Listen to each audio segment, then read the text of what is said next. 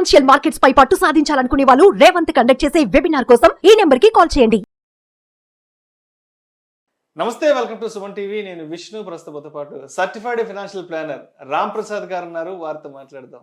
Sir నమస్తే. Sir Ram Prasad గారు. నమస్తే అండి విష్ణు గారు. సార్ రామ్ ప్రసాద్ గారు, మీలాంటి ఫైనాన్షియల్ ఎక్స్పర్ట్స్ అందరూ ఏం చెప్తుంటారంటే, మనకు వచ్చే సంపాదనలో ఎంతో కొంత పెట్టుకొని ఆ మిగిలిన దాన్ని మన ఖర్చులకి ఉపయోగించుకోవాలని మీలాంటి వాళ్ళు అందరూ చెప్తుంటారు కదా. మరి ఈ ఖర్చులు ఎందుకు విపరీతంగా పెరిగిపోతున్నాయి? మరి ఈ పెరిగే ఖర్చుల్ని ఏ విధంగా తగ్గించుకోవాలి అంటారు? దానికి ఏదైనా సులువైన మార్గాలు లేదంటే ఏదైనా ఉపాయాలు చెప్పగలరు? మనం చెప్పాము సార్, ఇప్పుడు ఖర్చులు తగ్గించుకోమని. మీరు ఎప్పుడు చెప్పలేదా? ఇప్పుడు ఖర్చులు తగ్గించుకోవడమే పనిగా పెట్టుకుంటే బియాండ్ ద పాయింట్ ఒక స్థాయి తర్వాత ఇంకా ఖర్చులు తగ్గించడానికి ఏం ఉండదు. అంటే ఖర్చులు తగ్గించడం అనేది అసలు సరైన మార్గం కానే కాదు కదా. కానీ దాని మీద కంటెంట్ చాలా ఉంటుంది అనుకోండి. ఖర్చులు తగ్గించుకోవడం ఎలా అంటే నచ్చుద్దేమో, కానీ ఖర్చులు ఎంత తగ్గించినా ఒక స్థాయికి కించి తగ్గిస్తే మనిషి బ్రతకలేడు కదా సార్.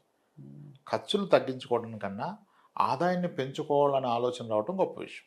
ఆదాయాన్ని పెంచుకోవాలి ఫస్ట్. ఆదాయం పెంచుకోవడం లిమిట్ లేదు కదా, అంతే. ఐడియాల్గా తగ్గించుకోవడం కానున్న ఐడియల్గా ఇంకెంతకంటే గొప్పగా తగ్గించుకోవచ్చు అని లేదు, కానీ ఆదాయాన్ని పెంచుకోవడానికి లిమిటే లేదు. మార్గాలు ఏదో ఉన్నాయి. కోటి విద్యలాగా కూటేంటి కోట్ల కోసం చేసుకోవచ్చు, కోట్ల కోసం చేసుకోవచ్చు. సో ఇప్పుడు ఎంతవరకు ఫోకస్డ్గా ఖర్చులు తగ్గిస్తాయి, ఎలా తగ్గిస్తాయి అంటే లైఫ్ స్టైల్ కాంప్రమైజ్ అవుతాడు, పిల్లల ఆలోచన విధానం తగ్గిపోతుంది. ఖర్చులు తగ్గించిన కొద్దీ నీ ఖర్చుల్ని సరౌండింగ్స్ని బట్టి మీ పిల్లల ఆలోచన విధానం ఉంటుంది. ఇప్పుడు మనం ఒక కారు కష్టపడి ఒక కారు కొనుక్కుంటే మన పిల్లోడు వాడికి 8 ఏళ్ల వయసులో ఈ కారు చూసాక వాడు పెద్ద కారు ఏంటని ఆలోచిస్తాడు.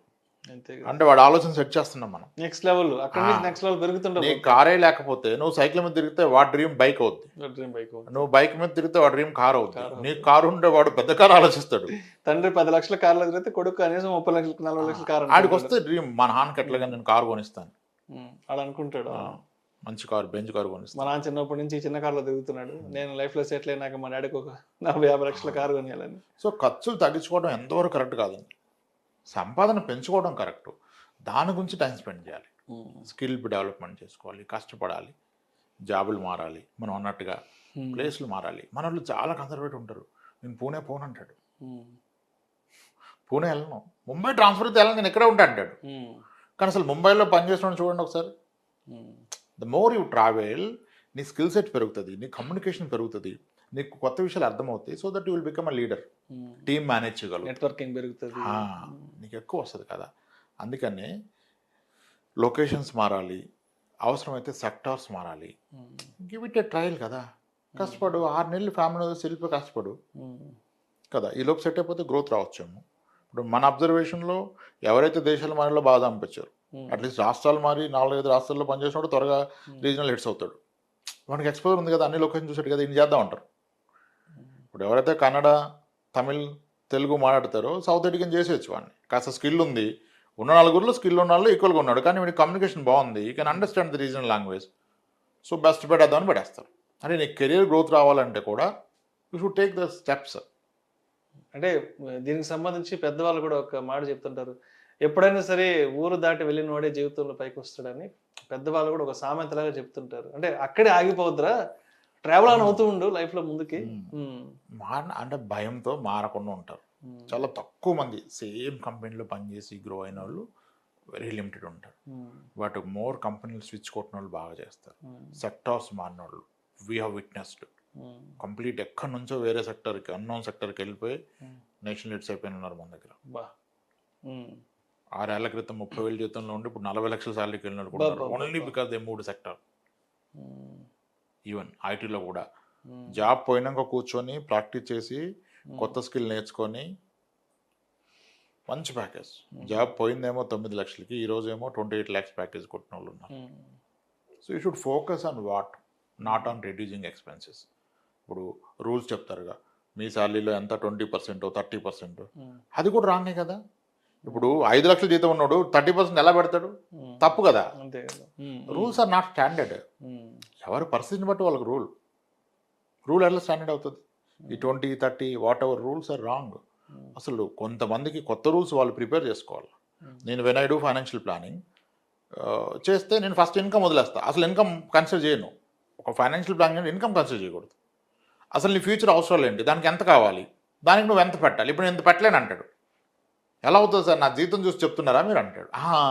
ఇప్పుడు నువ్వు ఎక్కడ వర్కౌట్ చేయాలా? You should not work on investment, you should work on your capacity of earning. Then ఉన్న దాంట్లో ఇచ్చేయి, నువ్వు స్లోలీ ఇంక్రీజ్ చేసుకో. దీనికి రూల్ పెట్టుకో. అంటే ప్రాబ్లీ నాకు పెరిగే శాలరీలో ప్రతి రూపాయి పెరిగినప్పుడు ₹10 ఇక్కడ పెడతాను.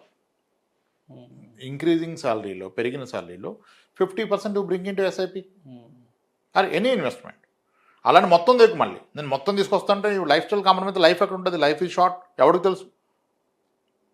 కాబట్టి ఎక్స్పెన్సెస్ని తగ్గించుకోవాలని ఆలోచన తప్పు, ఇన్కమ్ పెంచుకోవాలని ఆలోచన కరెక్ట్. దానికి స్ట్రెయిన్ అవ్వాలి, పెయిన్ తీసుకోవాలి, అప్గ్రేడ్ చేసుకోవాలి, నేర్చుకోవాలి, ట్రావెల్ చేయాలి కదా, రీలొకేట్ అవ్వాలి, అవి చేయాలి. అలా అయితే పైకి వస్తారు. కానీ సంపాదన మీద ఆలోచన లేకుండా వస్తున్న దాంట్లోనే తగ్గించి ఖర్చులు తగ్గించుకుంటే పెట్టుబడులు పెడతానంటే ఆ పెట్టుబడి వలన ఉపయోగం ఉండదు.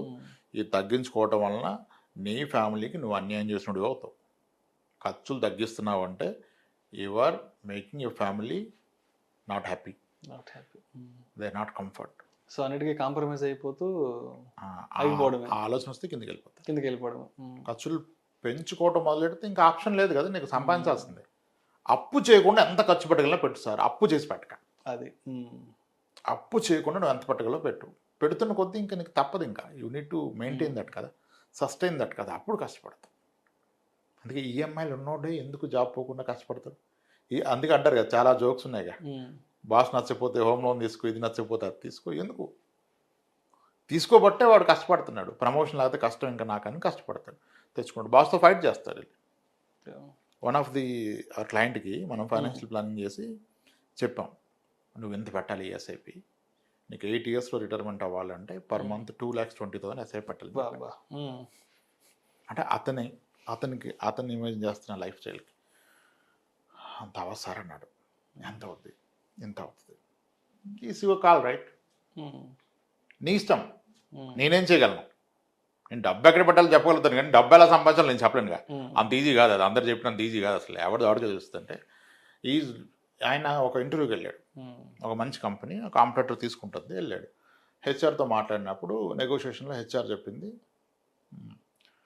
స్టాండర్డే కదా ఇప్పుడు మేము అందరినీ ఎక్వైర్ చేస్తున్నాం, స్ట్రైట్ అవే ఇచ్చేస్తా 30% హైక్ అంది. 2.5 years బ్యాక్ 30% హైక్ ఇంకంతే మీకు మాకు అంది. నాకు సరిపోదు అన్నాడు. అదేంటి నీకు సరిపోవడం ఏంటి, ఇండస్ట్రీలో ఎక్కడా లేవు 30 పైన అన్నాడు.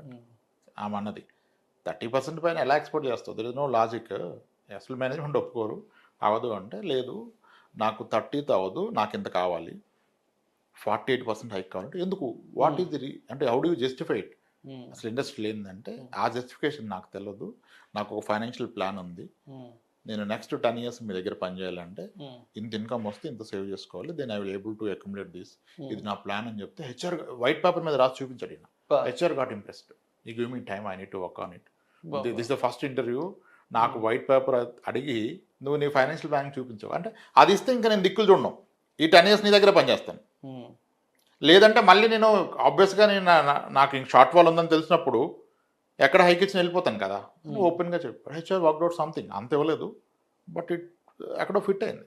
అంటే మన క్లారిటీ ఉంటే దాన్ని బట్టి మన యాక్షన్స్ ఉంటాయి. నేను ఎంత పెట్టాలనేది టార్గెట్ ఉండాలి, ఎంత తగ్గించుకుంటానని టార్గెట్ ఉంటే ఇంకా ఎప్పటికీ ఎదగం, ఇంకా ఏ జీతం ఉన్నా బ్రతకొచ్చు, ఎందుకు బ్రతకలేరు కదా. అలా ప్లాన్ చేసుకోవాలి సార్. రైట్.